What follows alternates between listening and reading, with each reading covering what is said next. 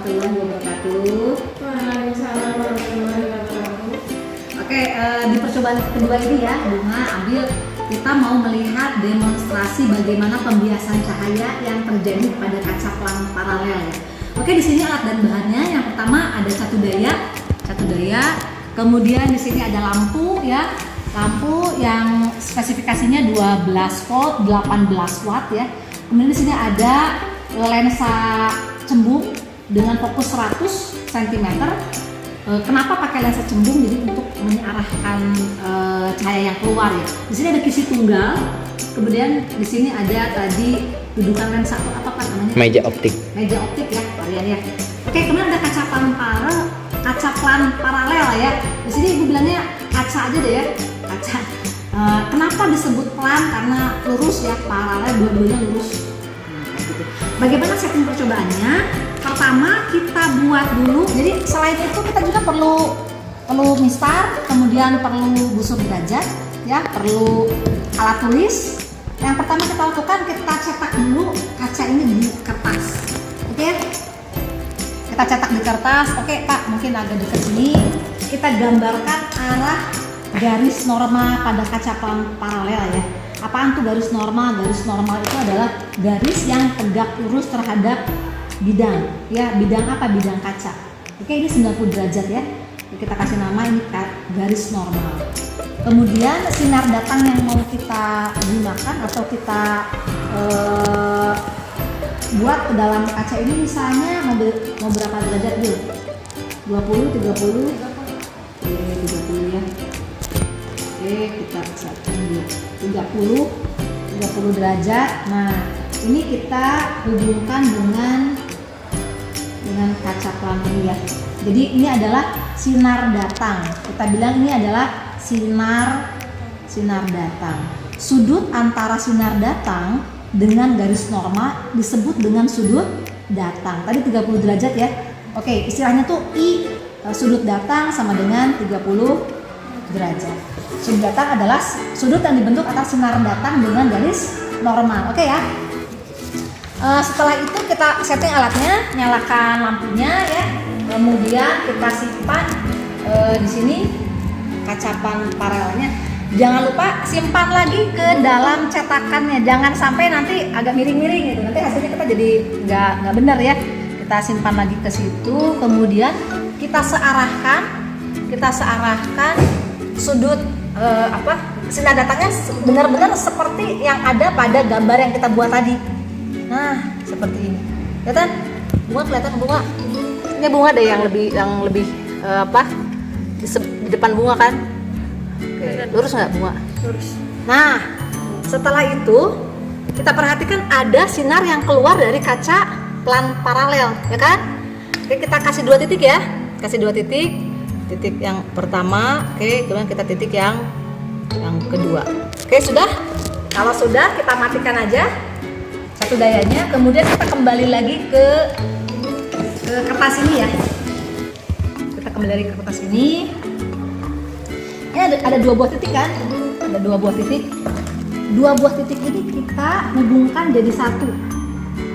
Kita tarik garis lurus dari 2 titik ini ke kaca paralel. Nah, di sini. Oke? Nah, setelah itu kita gambarkan lagi garis normal. Berarti ini adalah sinar yang keluar ya. Sinar yang keluar dari kaca paralel. Nah, kemudian kita gambarkan lagi garis normal, garis yang tegak lurus terhadap kaca paralel ini. Ya.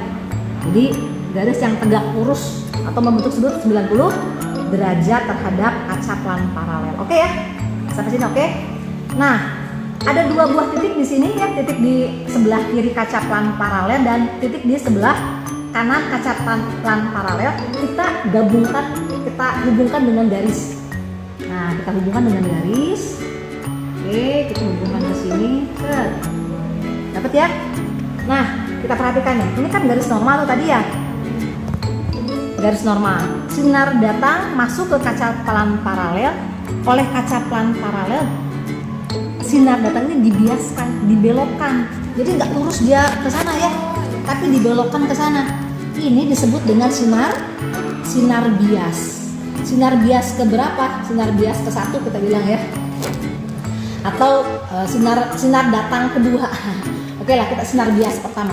Nah, sudut yang dibentuk antara sinar bias pertama dengan garis normal itu adalah sudut bias. Nah, ini R itu adalah sudut bias. Jadi R-nya adalah sudut bias ya. Nah, sudut bias, oke, Bunga sama Abil sini dekat-dekat sama Ibu sini. Sudut bias. Sini dekat-dekat. Oke, Bil, Bunga. Ini sudut datang ya. Oke ya. Ini sudut bias yang pertama. Ini sinar datang pertama, ini sudut bias yang pertama. Kira-kira sudut bias ini lebih kecil atau lebih besar nih daripada sudut datang? Lebih kecil. Lebih kecil ya. Ini datang dari medium yang renggang, medium udara kan ya. Ini medium yang renggang ke medium yang rapat. Kaca kan rapat ya. Ya, ini kaca ya, kaca pelan paralel. Kemudian kalau sinar datang, ini sudut bias pertama kita bilang sebagai sinar datang kedua ya.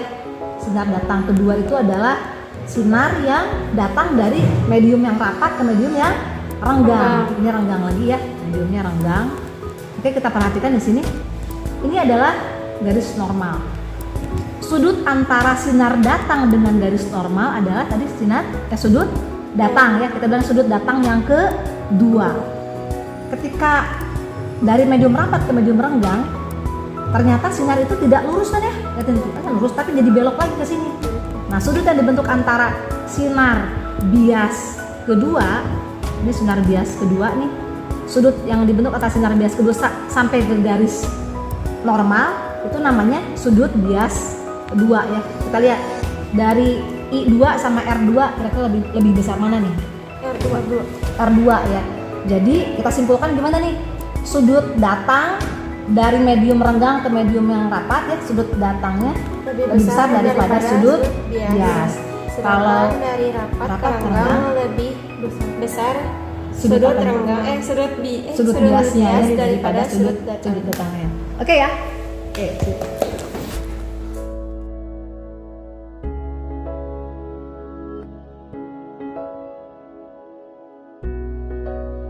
Oke, jadi akibat adanya gaya pembiasan yang tadi, itu sebabnya kenapa kalau kita melihat dari udara ya, misalnya kita ngelihat ikan di kolam, rasanya tuh ikan tuh deket gitu. Tapi ketika kita udah mau ambil gitu, ternyata ikannya jauh. Atau kita lihat kolam, kolamnya dangkal ya, nggak tahunya kolamnya dalam. Gitu tuh karena gara-gara gejala pembiasan gitu ya. Oke, mungkin cukup sekian dulu ya.